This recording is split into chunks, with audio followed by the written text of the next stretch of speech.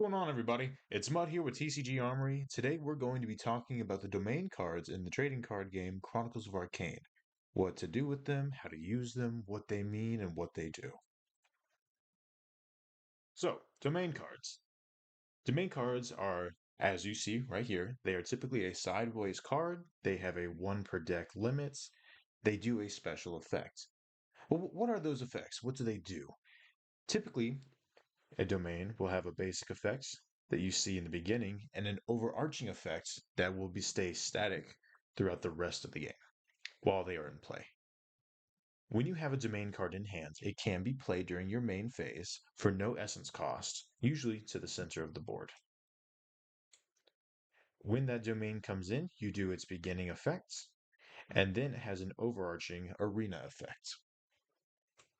When a domain is in play, it receives banish counters every time it would be attacked. Now, this is where a few key important things come into play. A domain is considered like the grounds, the biome, the atmosphere you're in. You can imagine that everywhere this battlefield is right now is in this Druid's Hidden Grove. And the reason that's important is because you cannot defend for domains.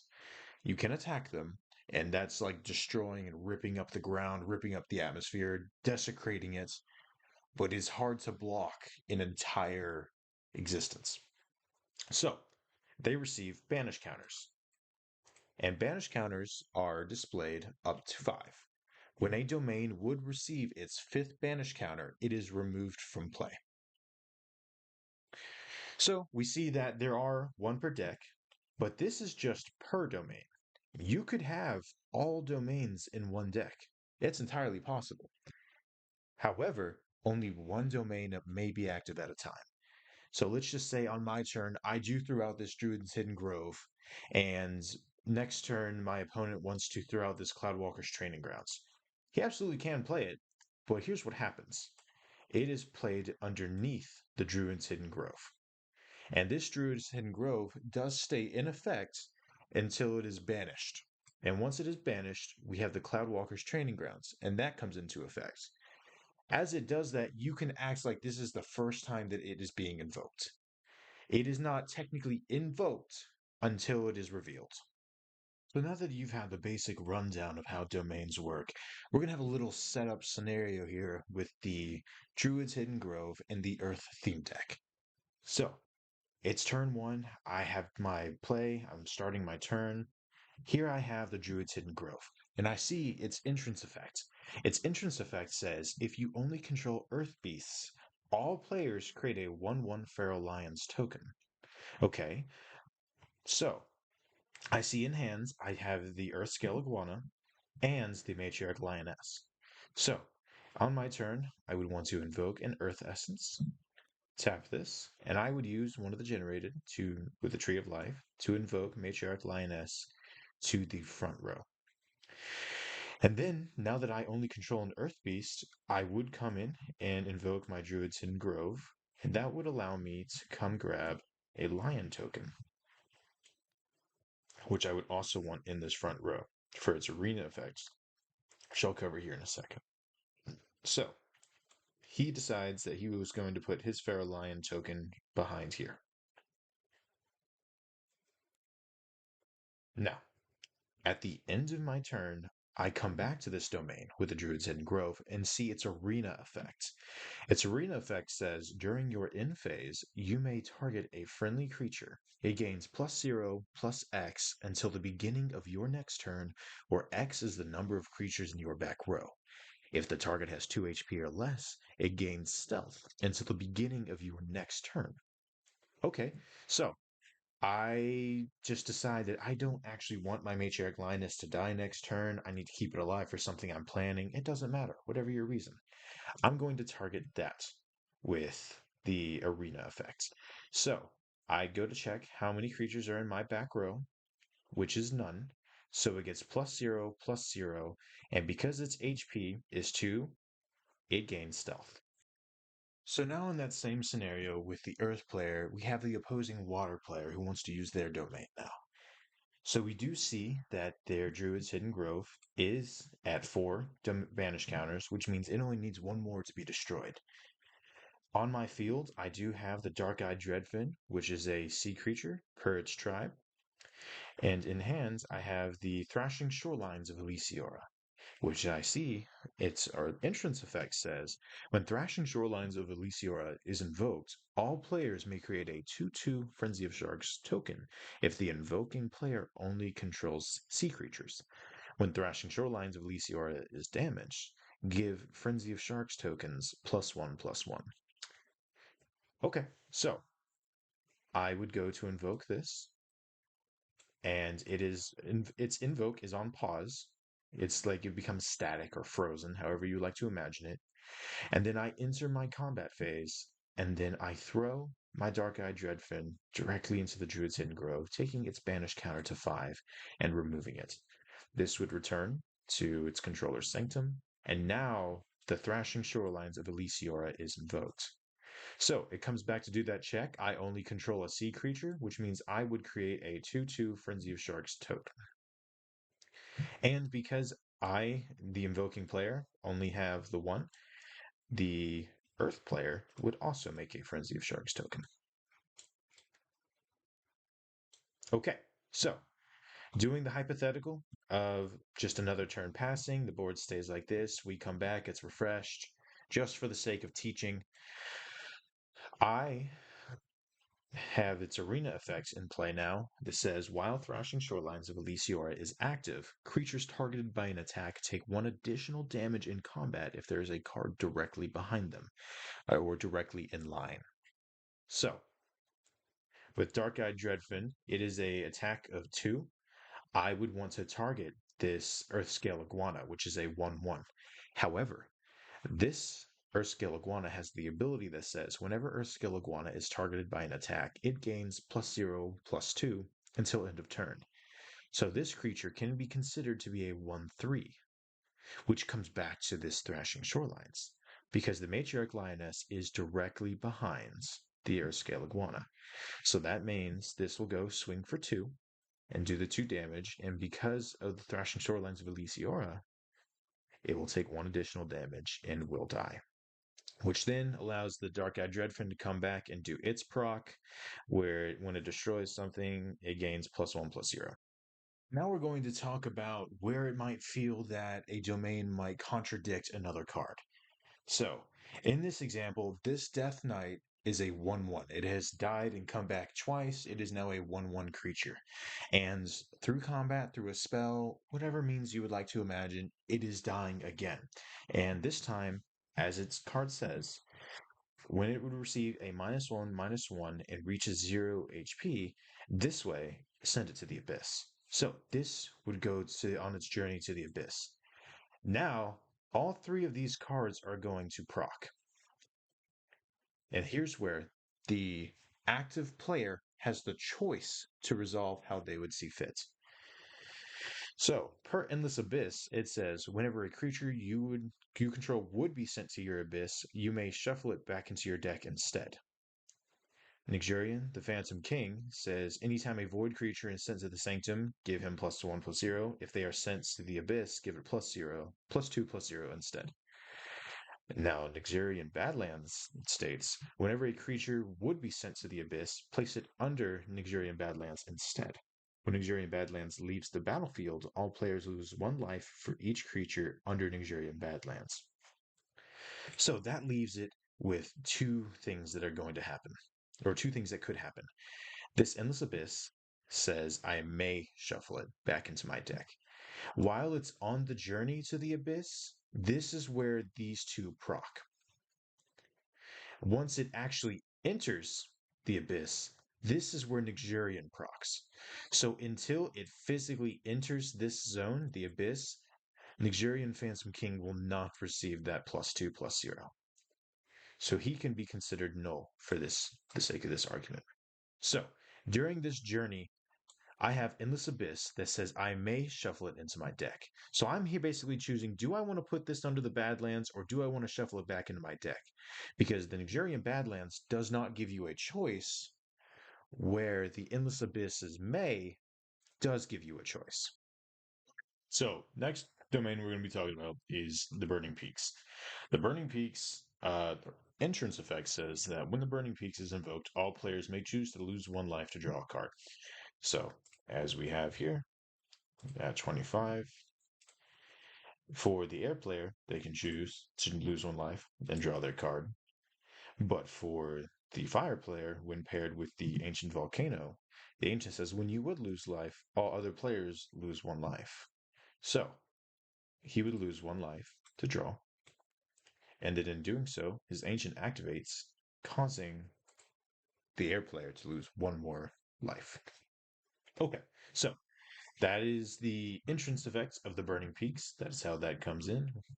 And then let's say that it is still the fire person's turn, and they would choose to attack. Now we look at the arena effects of the Burning Peaks. The Burning Peak says controlling players lose one life each time their creatures attack. Applied during their end phase. Targeting this card does not activate this effect. So he would go and let's just say he does 3 damage. He's attacking for 3, and the air player decides they don't want to block. So they receive 3 damage total. And then, because they attacked 1, 2, 3 times per Burning Peaks, this player will lose 3 life. Now, this is one instance of X damage, not X instances of 1 damage. This means it doesn't matter if you had a full board of 12 creatures and they all swung, causing you to lose 12 life. That is only happening one time. You are only losing the 12 life one time. So the other player would only lose 1. So I attacked with 3 damage stacked up on the Burning Peaks. I dealt 3 damage to myself because I lost life. That causes the player to lose 1 more. Okay, so we transitions to the air player, and let's just say that the reason they kept up, um, they didn't want to lose any of their creatures was because they wanted to attack the Burning Peaks.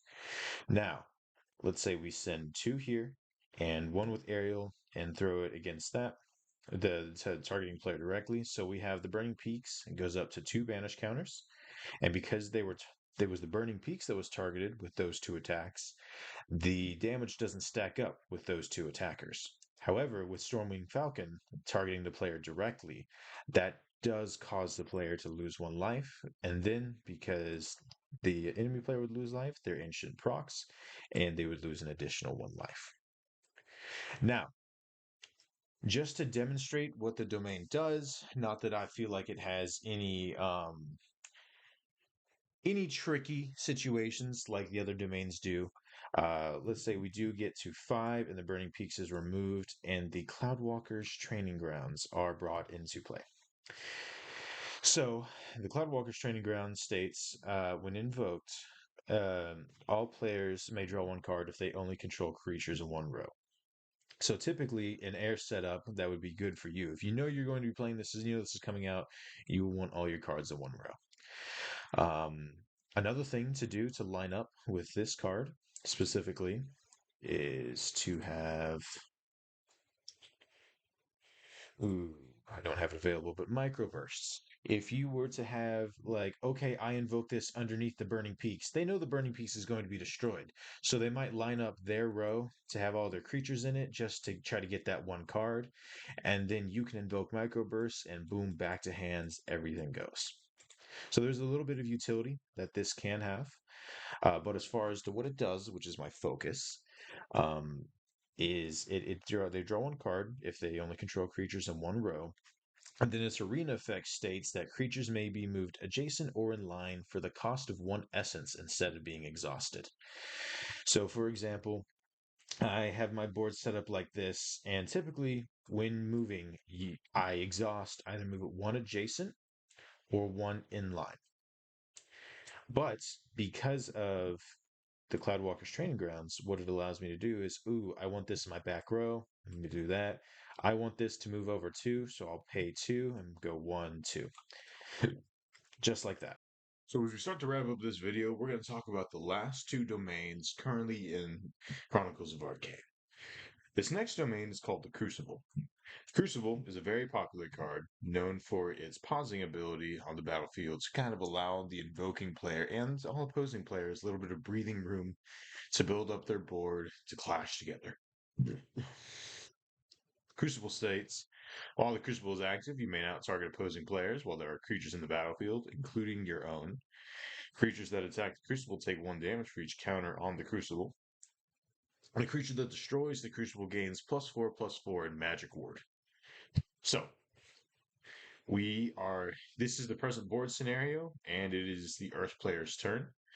The Earth player can swing 1 damage into the Crucible because it is unable to target a player, so he might want to start taking down the Crucible. Because the Crucible had no banish counters on when attacked, it receives no damage in return. However, now when I swing my Avenging Golem into the Crucible, it will receive 1 damage because it has 1 banish counter on it. So it goes from 5 health to 4, and the banish counter goes up to 2. Stonefist Baboon swings into the Crucible. It has 2 banish counters on it. So it receives 2 damage, bringing it to 1/2. The banish counter goes up to 3. Sapling could swing into the Crucible, but as we take a look at Sapling, you notice how it has 0 attack power. While it can attack, it doesn't do any damage. And to go up in banish counters, there needs to be at least 1 damage. Same thing for Deathstrike, needing at least 1 damage to hit. So, it wouldn't attack because it would just receive the 3 damage in return and it would just kill it. So that's going to stay up. Next turn passes to Void player. Now, the Void player cannot target the Crucible because this Stonefest Baboon is in play with the trait Taunt. Taunt still takes precedence over domains. It takes precedence over anything unless otherwise stated. So, this Deathstrike Herald is going to sacrifice the Shadow Unicorn to gain Deathstrike, and then it's going to swing into that Stonefist Baboon, removing it. Next, we see that the Crucible has a banish counter of 3 at this moment in time. The Void player probably wouldn't want to swing their Death's Herald into that to have it be a 1/1. So they would send their Undead Nidus instead. Goes to hit. Counter goes up to 4 because it had 3. It takes 4 damage. Now, this opens up for the Luxuriant Abomination to swing and destroy the Crucible. So as mentioned, it does take the 4 damage, so it becomes a 12/8, and then it gets +4/+4, allowing it to become a 16/12. It can't gain an additional instance of Magic Ward, but it can still gain the +4/+4. Now that that is removed from play, we can talk about the last domain that is currently in Chronicles of Arcane. This comes in the new mini set Nigerian War, the War-Torn Battlefield. The only copy that I know exists is the owner of this card who provided me with this image, which is ArcanistSkitz. He's a very great guy in the community. He knows what he's doing. He runs an LGS over in Texas. Super cool guy. Make sure you check him out. I'm going to throw his handles in my description. So make sure you go just give him a thank you. Give him a, hey, thank you so much. But the War-Torn Battlefield states, when War-Torn Battlefield is invoked, each player may sacrifice 1 creature they control to place a different creature from their sanctum shuffled into their deck. And the arena effect, the overarching effect states, while War-Torn Battlefield is in the battlefield, destroyed creatures remain exhausted as 0/0 creatures until the end of their controller's next turn. These creatures can take no actions, cannot be targeted, and gain no traits or stats. The thematic intent behind this card is that when something would die, so this was exhausted from attacking the Crucible, let's just say that this creature wanted to swing and kill this sapling. It's now dead. It is a 0/0. And it just sits here. until the ends of the controller's next turn. It's kind of like a body just cluttering up. Like if I had a full board, just for argument's sake, this isn't legal, you can't do this, but let's just say I had a full board and I needed a space to clear up from it dying over here, and it's not removed. It's just cluttering my field. I can't do anything until that is removed at the end of my next turn. Um, so to summarize, a couple things about domain is one, uh, domains have the overarching effect for both players, an entrance effect and an arena effect typically. If you would have another domain, you can, but it goes underneath the active domain until this domain is removed. Once this domain is removed, this is acting as if it was invoked. Um, other answers to questions I've heard asked is it doesn't matter what your damage value is, and at least one. Let me correct myself. It needs a damage value of at least one, but it can be one to infinity. It will still only add one banish counter. And the last big thing, last two couple big things is you cannot defend for domains, and you are able to attack your own domains. As soon as a domain leaves leaves your hands, it becomes a legal target for anybody. Now that you know everything you need to know about domain cards, I hope you feel comfortable interacting with them, whether it be from your opponent's deck on the field, or whether you put them in your own deck. This is Mud with TCG Army. Thank you so much for watching, and I'll see you next time.